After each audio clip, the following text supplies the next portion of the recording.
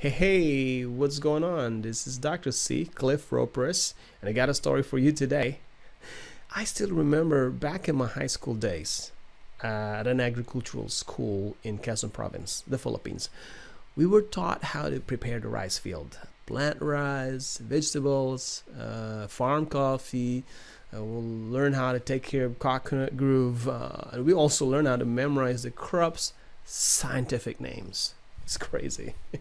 We grew chicken, took care of swine or pigs, and then we also raised goats, cattle. But you know what? I'm very proud. It was my strong foundation. You see, I came from a poor family. My tatay was a carpenter, a construction worker.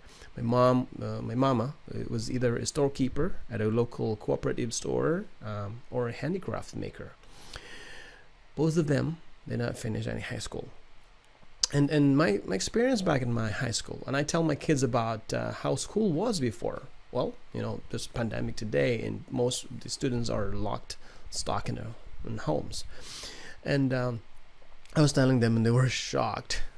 And they were like, but at school, I did not have any of those new clothes, new shoes, and I would have to deal with worn out, discolored, either too big or too small for me, hand-me-down clothes. And I had this particular shirt. I had this shirt with a hole on the side, and then I would just tuck it in, so it's just gonna be obvious. But it was one of my favorites. So I think Mama got it from a donation. They came in sacks of relief goods from the U.S. Later on, these would land in ukay-ukay or flea market. So this one had a print. This particular shirt I was telling you had a print that said Lake Tahoe, and at that time I would just pronounce it. I don't know even that there's a Lake Tahoe that existed before, but it looks cool, and it said, I pronounced it Tahoe shirt. This is like that. I was laughing at it. So it's still clear in my mind when I was wearing a girl's pair of pants, like a female jeans, probably from my lola, my grandma, or from my tia. And then I did not have any of those fancy belts. So what happens, I keep my pants up. I have to wear a strawstring. Oh God, really make me smile today. So I remember back then, my socks would be sometimes in different colors with holes, or that sometimes the other pair is either bigger or longer or smaller. And I had these old leather shoes with thick soles, like that. When I was walking on the pavement, my classmate would always taunt me, "Hey Cliff, these road or pavement was done already, so hope not to crack them again or break them again." So they always have those constructions on the roadside because they're always broken, and they would always blame me for doing that. And these shoes, they were really heavy. And I didn't have any those of fancy shoes. And when I got one, when I was on sophomore year, I finally got my Robertsons. At that time, it looks like a Chinese shoes. At that time, it was about 19 pesos. 19 pesos. 19 pesos if you convert it to dollars now.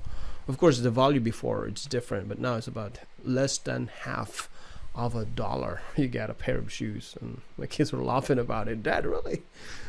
Also, my classmates would laugh at me and call me, this is the thing, call me super suman. I was entrepreneurial ever since. So I would say, well, they call me super suman because I was selling suman, and it's made of cassava. And it's wrapped in grated cassava, and then it's wrapped in banana leaf and steamed. So I used to sell it at 25 Philippine centavos per suman. Yeah, and my bag that I brought, my bag was steamy coming to school, filled with suman. It was in my freshman year. I was a very shy person. I'm so embarrassed to approach a girl. I could not court a girl. I didn't have any, girlfriends before. And I could not afford a pomade or gel at that time. So I tried using cooking oil, used cooking oil, and sometimes my hair would smell like fried fish. Oh my God, I can't believe it. So in those days, I had this notebook, and some of you might still remember their covers with pictures of celebrities, good-looking houses, nature. Sometimes we had a picture of superheroes, and these things. And I remember this particular couple of notebooks. I got two notebooks. By the way, also a hand-me-down notebook, or those notebooks that were used last year, and there were some still few pages that can still be used. I can just use them again. So anyway, these two pictures, these two notebook, it had a picture. The first one had a picture of the Bahamas, very nice place. So I also had the Golden Gate, or the other one was San Francisco Bridge. I was fascinated, and it was my favorite. It was my my favorite notebook, the one with the SF Bridge. So I said, I will get there one day in the Bahamas, and also the San Francisco Bridge. I want to go to the US, and I wanted to have a picture right in front of San Francisco at the Golden Gate Bridge. So Golden Gate. But at that time I did not know that people can actually cross there. So there was just a lot of things going on at that time. So anyway, fast forward. In college, I was a working student at a school run by the Daughters of Charity Sisters. And at night, being a working student, I would sweep and mop the hallways, help in the canteen at daytime. And they also had a piggery too, and I was taking care of the pigs as well. I've been assigned to the dean's office, also swept, mopped the gym, cut grass. And being a Catholic school, I was also a sacristan, or the altar boy during the mass. And then we would go to class at daytime. At school, I initially took Bachelor of Science in Social Work, and I finished it as a working student, right? All on my own sweat and tears. So now, fast forward again, zoom. I am in California. Finally got to the US. And I can have my shoes that I want, clothes that I want. I can have the belts that I want, if I want to. And then I've been to Lake Tahoe about more than 5 times already, and had pictures in front of the Golden Gate many times already with my family. I was also there jumping in front of it, and crossed it many times. And whenever I see Suman, it immediately transports me to my high school days. In my entire blood clan, I would say, my entire relatives, my whole families, of both my mama and my tatay sides, I am the very first to reach the US. I had no other family members to petition me to get here. No, my mom and dad, they're poor, and they're just in the Philippines, and not any all of the family members, like I said, were able to come to the US.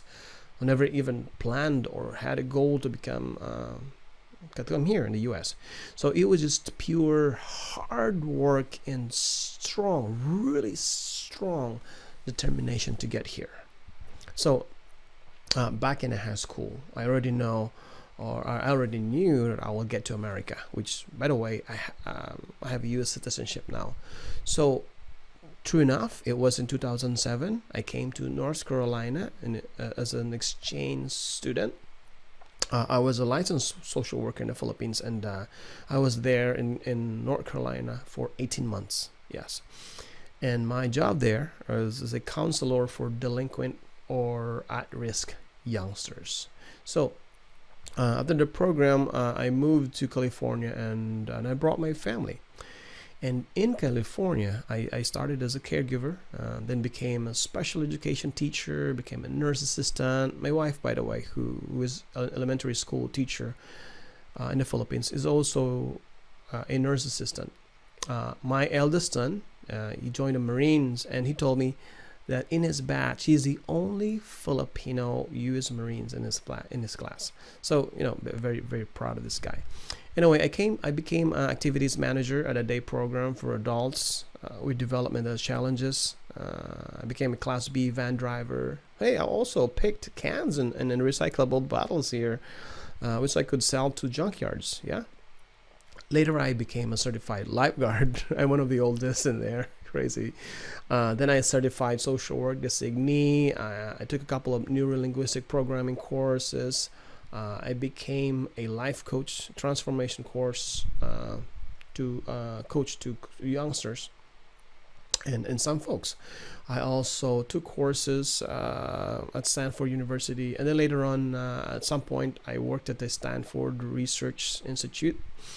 Then I became a nurse. I finished my doctor's degree in business in California as well, and I became an elderly facilities administrator, or what we call the RCFE, and for adults with developmental delays, also an administrator at a facility. I created on the side. I created MASTERY.COACH platform. So this allows coaches and clients to meet, and it's going to be for free sessions, because sometimes coaches are expensive. So this platform, MASTERY.COACH, people can create profile there, and people can search their coaches in there. So I also created a side hustle community. So basically, a side hustle.community, which offers opportunity for digital gigs to people around the world. And if you've been stuck in your home for a long period of time in front of the computer and the internet, you'll be able to sell something for free. And then I have a Dr. C Academy, which basically offers digital courses for now. And maybe later on I'll have classroom courses in there as well. I'm also doing a Dr. C radio show, because I like to be more like an anchorman or an FM radio guy. But of course, I have my own now, Dr. C radio show. And then, of course, I wrote 4 books already, and they're all available at Amazon. And the 5th is still in the making. I'm going to get it done maybe a couple of weeks or so. And then I go around the states and countries to do workshops as Burn Your Boats and Trails on Fire campaign. And with the pandemic, they're almost online now, which I'm doing mostly pretty good on that one. So anyways, I don't stop. I keep going. And I love to study, learn new things, explore knowledge base. And I would say I learned from the agricultural school that when you have a coconut farm, you can't just farm coconut and just have coconut for the whole how many years. You can also have banana plantation underneath. You can also have chicken. You can also have pigs, cattle, a cattle farm underneath. Have also vegetables in there. Eggplants, tomatoes in between, pechay, cabbages, a lot more, kamote, kangkong.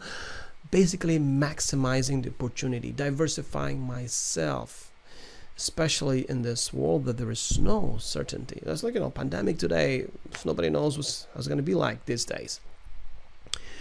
So, what are you getting from my story? And what is the call to action, I would say? You see, most people do goal setting, and I would say that it's BS. Don't believe in goal setting, because 92%, according to science, this was a study in this, only 92% are never achieved. So number 2 is, how about not listening to your inner voice? So contrary to what they say, listen to your inner voice. No. I also discovered that you should believe in luck. What? Yes. The luck is a thing now. It's a thing. Luck is a thing that you create. So make sure you hear that correctly. You have to create your luck, and not hope for luck or wait for luck to happen, because you just got to be out there. You got to be a goal getter and achiever, and not a goal setter. Anyways, that's my story. And if you want to learn what formula that I used, I invite you to a free webinar. It's called Burn Your Boats, and you will discover, and by the way, it's inspired by the book that I also wrote, Burn Your Boats. So discover the number 1 failure people make is actually listening to the wrong voice first off.